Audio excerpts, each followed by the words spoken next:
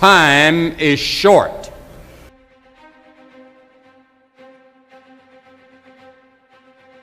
What is your life? It's even a vapor that appeareth for a little time and then vanisheth away. If someone had told me when I was 20 years old that life was very short and would pass just like that, I wouldn't have believed it. And if I tell you that, you don't believe it either. I cannot get young people to understand how brief life is, how quickly it passes. It seems like yesterday I was in school.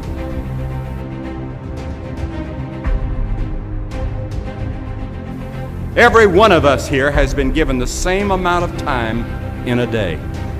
1,440 minutes a day, 168 hours per week. The days of our years are 80 years and 10. And if by reason of strength they are 80 years, yet is their strength labor and sorrow, for it is soon cut off, and we are passed away and cut off. 70 years God allows us. And it's interesting to me, with all of our medical science, we've never passed that magic mark. The average American male today lives 70 years and 4 months. The average female, 73 years and 6 months. More people live to be 70, but the average age of an American is still 70 as taught in the scriptures. Now 70 years God allows us. Let's think a moment. What do we do with those 70 years? The first 15 are spent in childhood, and then 20 years we sleep.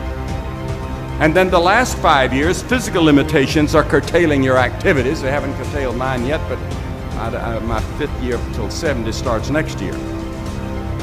Only 30 years left, and part of that time must be spent in eating meals, working, and figuring out your income tax, things like that.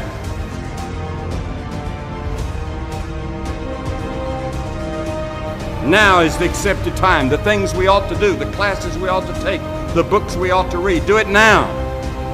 The family that needs you, spend more time now. Write that letter home now that you've been meaning to write. Money you ought to give now. Time for study, do it now. People you ought to witness to, do it now. Every time the clock ticks, it seems to say now. Today, if you will hear His voice.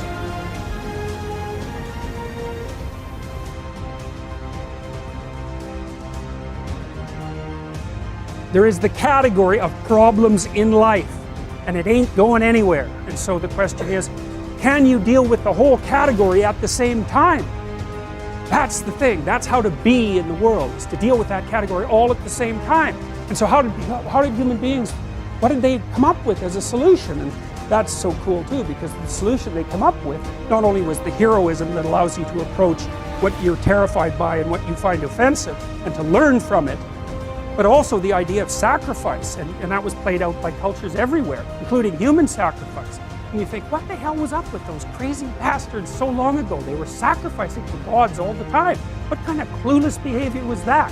Burn something and please God. Burn something valuable and please God. What was with them? What were they thinking? Well, they weren't stupid, those people. If they were stupid, we wouldn't be here. They were not stupid, and believe me, we lived under a lot harsher conditions than we do. So those were some tough people, man. You know, back then you'd last about 15 minutes. So you don't want to be thinking of your ancestors as stupid. Like, there's no real evidence that we're much different cognitively than we were 150,000 years ago. So anyways, sacrifice. What does that mean, sacrifice? Well, it's a discovery, man. It's the discovery of the future. It's like the future is actually the place where there is threat. And it's always going to be there. So what do? You make sacrifices in the present so that the future is better